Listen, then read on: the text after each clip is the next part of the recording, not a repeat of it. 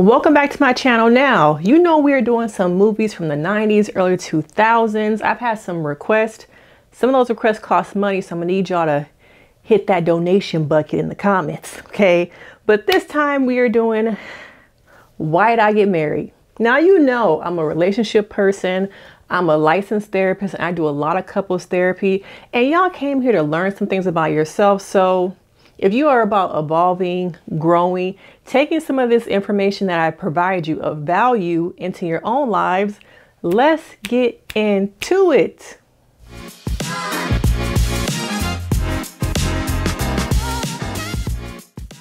So if you have not seen Why Did I Get Married, where have you been? Okay, it's one of the most popular Tyler Perry movies. It's a part 1, 2, and might be a part 3 coming. Okay, and I thought it was just in time that we start talking about relationships and marriages. Okay, some of you guys are in relationships and maybe you haven't taken a look back at yourself, but through some of the characters and these relationship dynamics from a therapist perspective, of course, we are going to talk about some things that get some notes, get you something to drink, snack on, because it's going to be a little bit of a long one because we deep dive in today into relationships. And the premise of this movie is that these couples every year go on this retreat, kind of where they're supposed to check out of everyday life, figure out why they get married, regroup, have honest conversations. Some of them get a little bit too honest. Okay, where are they at in their relationship? What do I need from you? Where are we at now compared to where I want to be? But things early on the trip go kind of sideways. Okay, some cheating comes out. Some people are masking. All that comes out at the beginning of the movie. So that's kind of like the premise. But if you don't know much more about it, okay, Google is your friend. Okay, so let's get into it now. The couples are about to go on the trip and we're introduced to Janet. Now, let me know if you miss Janet acting, because I sure do. I'm like, dang, remember when Janet was really in her acting bag? That was amazing. Okay, but now we see her here and there when she needs to make some dollars off some concerts. But Janet Jackson and her husband Marcus is one of the couples. Now, this couple is very interesting because on the outside, they look like they have it together. Okay, careers, she's writing a book. Part of the movie is about her getting a prestigious award. Okay, but really they have some deep-rooted issues that they've been running from and pretending like don't exist. And one of the biggest issues in their relationship is the fact that they lost a child. Okay, and now when it comes to marriages and relationships, the loss of a child, do you believe it's something you can come back from? Because in this case, I feel like both of them are grieving in separate ways. There's a lot of blame, a lot of resentment from Marcus that he's been pushing down and hiding. And we see throughout the movie over and over again, he is so much trying to pretend, mask, run away from his grief, at times to protect his wife, Janet. Okay, and now I see that often. Couples come in a therapy session and there's a problem, but they don't want to make the other person look bad so much that they're pretending. And also just like, I don't want to say the wrong thing. I don't want to make them look bad. But if we don't talk about the things that are really happening in your relationship, how do we get to where you really want to be? And so there's a lot of grief there. There's a lot of just resentment and blame because unfortunately their young child died at the hands of, I believe Janet may have been driving and forgot to put him in his car seat and there was an accident. So they never really talk about that. They go on, she writes books. She's supposed to be this marriage counselor, psychologist who has it all together. See, you got to pay attention to people who on the outside make their marriage and their relationship look like they have it all together. You can give everybody else advice, but when do you take that advice for yourself? Because I think there's a lot of those type of people in the world where they always going on the trips, they got the money, they got the careers, but what's going on behind closed doors? And over again, you see how they're just really going through it, but they don't make it seem like they are. And let me know in the comments if you've ever been friends with anybody who was similar, who looked like they had going on the outside, but the stuff you don't see on Instagram, the stuff you know that they're going through, they don't put out there on Instagram. They make it like it's all good, but in reality, they're really going through it. Now, as the couples are going on this trip, we get this airplane scene, the infamous airplane scene, okay? Where we have Sheila and Mike. We get the infamous airplane scene with Sheila and Mike, okay? Now, Mike, his ego is too big for the relationship, okay? It reminds me a little bit of Cardi B and Offset. I feel like Offset's ego was too big for the relationship. Now, you see Sheila and Mike get on this plane, okay? And oh, there's a third person with them, okay? And we're going to have spoilers because the movie is so old, I should have saw it by now, okay? Now, this third person is the mistress. And I don't know if it was that Sheila was naive. I don't know if it's that she really believed in the sanctity of her marriage. I want to know what you guys think it was. Was it more that she was blind, she was naive, or she really just believed that her husband would never cheat on her? So they're on this airplane, and Sheila is a curvier woman, okay? And the stewardess comes over and says, ma'am, basically saying she's too big for her seat. And if you, the size you are, you should have bought 2 seats. Okay, it's an overbooked plane, overbooked flight. So we need you to remove yourself. Okay. And instead of her husband saying, you know what? How about I pay for the seats? Or how about I drive and you fly? He's like, see, I told you was too big. You be eating too much. Yeah, he did. Okay. And the mistress is just like she's friends with Sheila, kikiing in her face when all along she's sleeping with her man. Now, to me, why is that woman on our trip? Where'd she come from? So that's why I'm trying to figure out, was it that she was so naive? Was it that she just really believed in her marriage? I don't want to say she was delusional, because I think she just, to me, it came off like she really believed in her marriage and her relationship, that this man would not do this to her. She really thought this other woman, for some reason, was a friend. He was just bringing her along. But even on that flight, he chose to sit next to the mistress and not his wife. And over again throughout the movie, you see how his ego, the audacity to bring another woman on the trip. And then he's like, well, you know what?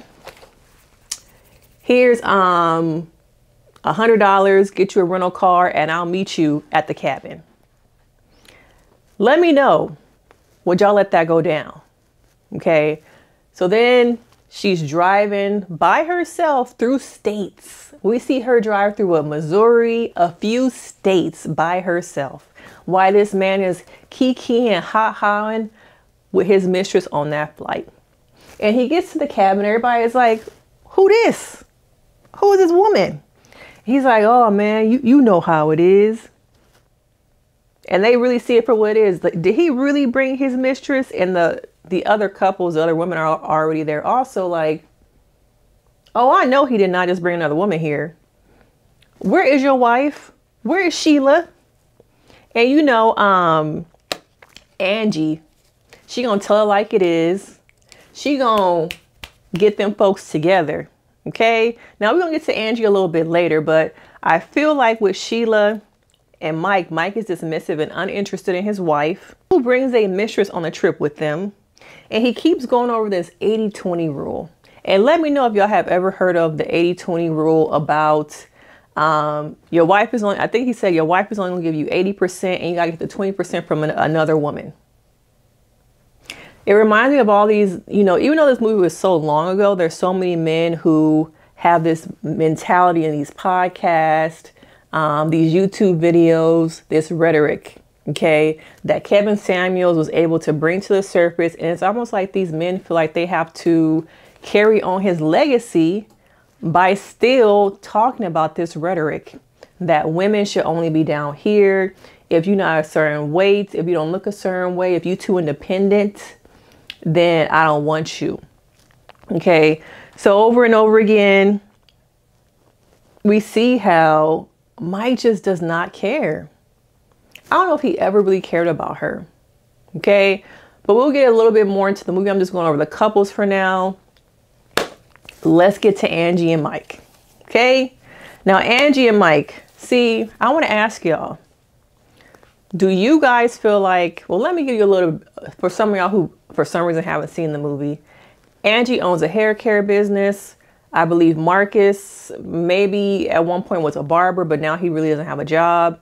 The way that they live their life is about on Angie's beauty business, her hair care line, and her beauty salon. And Marcus has baby mama drama. He got other kids. So they're also a blended family. Okay. So you have so many different things on the outside get in the way of their relationship. And Angie is very boisterous, very strong, very much. She got a mouth. Okay. Boom. She got a mouth. Okay. She gonna say it like it is. And she ain't sugarcoating for nobody. And so Angie, to me, I want to know from y'all, do you feel like Angie was emasculating Marcus? Do you think there's a way for a woman to be the head of the household without emasculating her man? Or do you think it was something deeper? Because for me, I felt like some of it was something deeper. Okay. I think that Angie had a lot of resentments, that strong black woman syndrome, or was she the angry black woman? Okay. I feel like the resentment of having to pay for everything, finance their lives, even though Marcus did say she would not have been able to start that business if he didn't put the money up front when she was really trying to get it started. But do you think that she was an angry black woman? Do you think it was resentment? Could it have been that she was so tired of carrying everything, the finances, the baby mama, and her own insecurities, that maybe he might still be sleeping with her, the baby mama? Because it does come out that he was sleeping with somebody and he got burned. But we'll get into that part a little bit later, okay? But do you think there's a way for women to be head of households without it emasculating their partners? Because sometimes I do see how men just want to feel wanted. Men want to feel like they are a priority. And sometimes we are so caught up in our careers, making money, climbing a corporate ladder, being a mom, pouring into our children, that men at times do get forgotten about. Now, y'all know over here, I'm going to call a thing and keep it real. I can see how men sometimes feel like they got to take the back seat to the kids and everything else going on in life. So I want to know from you guys, do you think Angie was angry because of all the resentments? Was she an angry black woman, or was she just hurting? And was she just tired of having to carry the weight of their relationship and all the finances? Now, okay, our last couple is Terry and Diane. They have one child. And a lot of secrets come up. We're going to get to the secrets later. Okay. They both have busy careers. He's a pediatrician. She's a lawyer. Terry is played by Tyler Perry. Terry is played by Tyler Perry. Okay. Now, both of them have busy schedules. And this to me is one of the most relatable couples. Trying to manage your marriage, trying to manage your career. What comes first? If you know you got that promotion is coming up, does that mean that your husband takes over for a little bit? Does that mean your marriage gets put aside? Can you balance things? And one of the things in their relationship is that they have not had any intimacy for quite some time. Every time he tries to be intimate with her, she puts up a fight. She finds some fight or disagreement to distract from being intimate. Okay. And I think that at times in their relationship, there could have been some conversations, but it seems like his wife, Diane, is so caught up in being a lawyer, being busy, her cases, that oftentimes her husband feels like he doesn't matter. Okay. And so I think all these different couples that we have gone through, which do you identify with the most? Now we're going to get to the sheriff a little bit later. Okay. But all these couples come together. Diane is not able to turn off work. Mike brings his mistress. Marcus is, kind of sleeping around. It's a lot of things going on. All right. Sheila finally arrives after driving in the woods, the mountains for so long. She got to a point where she actually had to go into the sheriff's station, and she meets this Sheriff Jackson. Okay, that's going to come up a little bit later. But he helps her get to the cabin, which also is a cabin that his father actually owns. So he comes up a little bit later, y'all. Okay, but we have this pivotal scene. They're having dinner. They're all sitting together. And secrets come to the table. All right. And they put it all out there. One person gets called out. And it's like, oh, you don't call on my BS? Aren't you cheating on your wife? Didn't I get you some medication because you were burned? Okay. Diane, didn't you have your tubes tied without telling Terry? All of it comes to the surface. About how also Dr. Patricia and her husband be over there crying about losing their child, but he's not able to open up and talk to his wife. Now imagine your wife is a therapist. Your wife is a best-selling author. She writes so many books about relationships, but you can't talk to her. It's all that grief, all that resentment that those two have gone through that they're not talking about. And all those things you don't talk about in your relationship, they eventually come out into the surface. And this trip ends up becoming a disaster. Okay. Now, Sheila found out that the mistress really been sleeping with her man. She was quite shocked. She never saw it coming. She really didn't believe that that extra woman on their trip was really his mistress. And she clunked him upside the head. Not only that, once they decide they're not going to be together anymore, he leaves her with nothing. Now imagine you just found out that your husband is cheating on this trip that's supposed to be about y'all coming back together. Okay. Now we see her trying to find herself. We see Sheila trying to be happy. And once again, I talk a lot about on this channel about divorce and happiness after divorce. Divorce is not a death. Divorce can be an opening to something new, something that you have been missing and wanting in your life. And that person you have been with maybe has just been dead weight. So throughout the movie, we see Sheila, who I was kind of side-eyeing the other women because I'm like, how are y'all Sheila's friend? But y'all didn't know that she went and got with the sheriff. She falls in love with the sheriff. He becomes the man of her dreams. How did y'all not know that? Okay, so they leave the trip and Sheila stays there. She decides to stay and try and find herself and figure her life out. Now everybody else goes back to their regular lives. Okay, and they're preparing for Dr. Patricia Janet Jackson's award for her writing, this prestigious award. And everyone is trying to figure out where they are. Okay, you got Terry and Diane trying to come back from the secret that she got her tubes tied after that first baby. Now he's been wanting to have a baby for a second baby for a long time, but couldn't figure out why Diane didn't want to have another baby. It comes out, yeah, that she got her tubes tied. And at that point, he says he wants a divorce. And I was also like, see, I watch movies too closely. I pay attention to details. Don't when somebody get their tubes tied, they kind of on bed rest for a couple days. But that's just me paying too much attention to the movie. Everyone's trying to figure out their relationship stuff. And eventually with Angie and Marcus has enough. He has enough of Angie being the voice of their relationship. Him not having a role. They're not being reciprocity. They're not being a lot of equity in their relationship. So they driving and Angie is going off about the mouth, going over to the baby mama house to pick up his kids. And then he's like, wait, I'm tired of this. He gets out the car, opens that door and puts her in her place. Not only that, he also talks to his child's mother like, we gonna change some things. Okay, this ain't gonna be what it is no more. We gotta work on some things. And he decides to, instead of blowing up at them, which was, I think, a good, healthy way of communicating, even though it could have been better, he decides, I'm gonna go on a walk and clear my head and figure things out. Now they do come back and they have a conversation, probably with some influence from Dr. Patricia, played by Janet, about how to really be in a relationship with their husbands, how to go back and talk to them and work through the problems, which again to me is quite interesting because Dr. Patricia, you're not doing that with your own relationship, are you? You're not. Patricia, aka Janet Jackson, I wonder if it fills her cup in some ways to help other people since she can't help herself.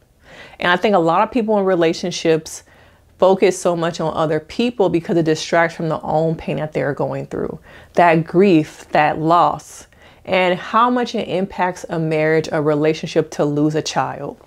Do you think that there's ever a way your marriage can get back to a place it was after losing a child? Because I feel like so many relationships I've seen, I don't know if there's a way to come back from that.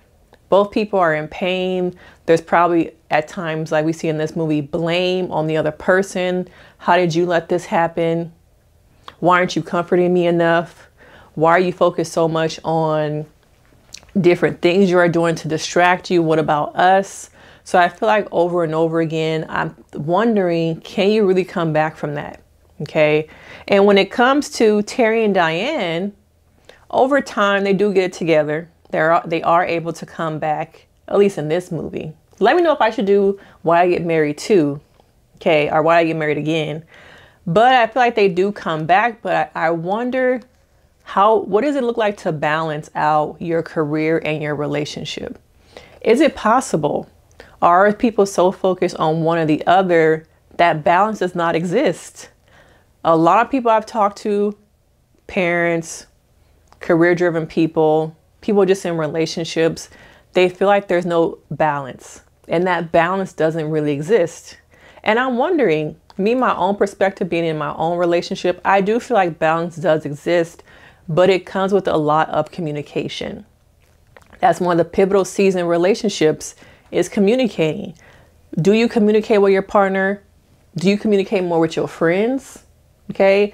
Do you often feel like you can talk more to your peers and people who have known you maybe longer than your partner, more than your own partner? And what does it say about your relationship that you can talk more to other people than your own partner? Is that really healthy? And how is that working for your relationship? Now, the other C that we got to talk about in a relationship is compromise. Okay. What does compromise look like in all these different relationships? Everyone is in a place where they need to compromise something, whether it's time, whether it's how I feel, whether it's my career, whether it's finances. Okay. And I think people forget that compromise is a part of a relationship. It can be healthy compromise.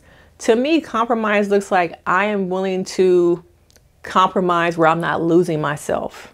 Ask yourself, when you are compromising with your partner, do you feel like you are losing what you really like, what you really want to do? Is it really compromise?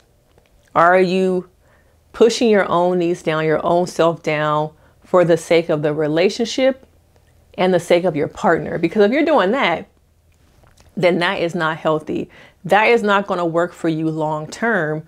So when it comes to compromise, make sure you are not compromising from a state of mind where you feel like you are giving up you to make that relationship work. Now, of course, Sheila gets her groove back towards the end of the movie. Okay. Her and Sheriff Jackson, they show up to Dr. Patricia's award ceremony together. Okay. And I think that Sheila's ex-husband was quite surprised because he thought, without me, you ain't nothing. Nobody gonna love you because of how big you are, because of how much you eat. And he continues to make these little comments. Okay. So he is quite shocked and surprised to see Sheriff Jackson, what you doing here? And then Sheila comes out of the bathroom after, talking to the girls about her relationship and where she is with herself. And she walks out and Sheriff Jackson is waiting for her. And so is her ex. But it just shows you how sometimes men think that, once again, that ego, you can't do better than me. You can't live without me. Okay. I made you. And once again, it goes back to, I feel like, the Cardi B and Offset relationship. His ego was too big for the relationship. And you see how over and over again, he tries to belittle her. He tries to make it seem like in some ways he made her. But Cardi B also, I think, has played a pivotal role in where the relationship is, her maturity level, the things she has said, done, accountability. The word I like to use over here in relationships, accountability on both parts. All of these relationships that we have gone through, where is their accountability?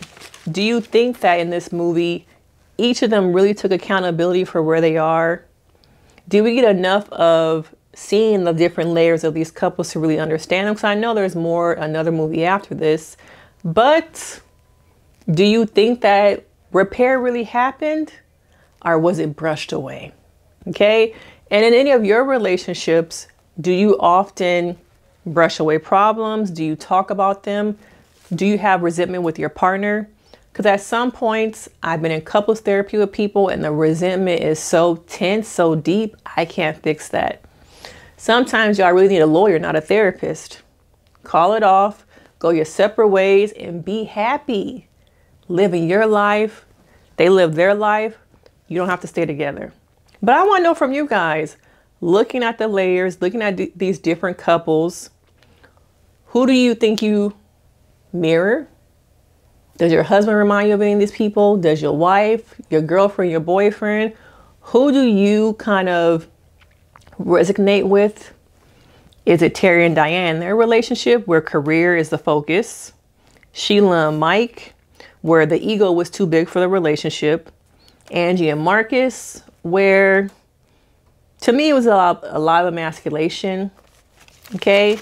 Or are you Dr. Patricia and her husband, trying to fake it for everybody around you, when deep down inside, there's some deeper issues that neither one of you guys are ready to address, because it is easier for you to pretend and make it seem like everything is okay. But of course, y'all know, I want to know your thoughts. What do you think? What movie should I do next? Should I do Why I Get Married Again? And I will see y'all in the next video. Make sure you take some time to self-reflect on some of the things we talked about, y'all. Like, subscribe, show the channel some support, join my membership, and I will see you guys in the next one. Bye.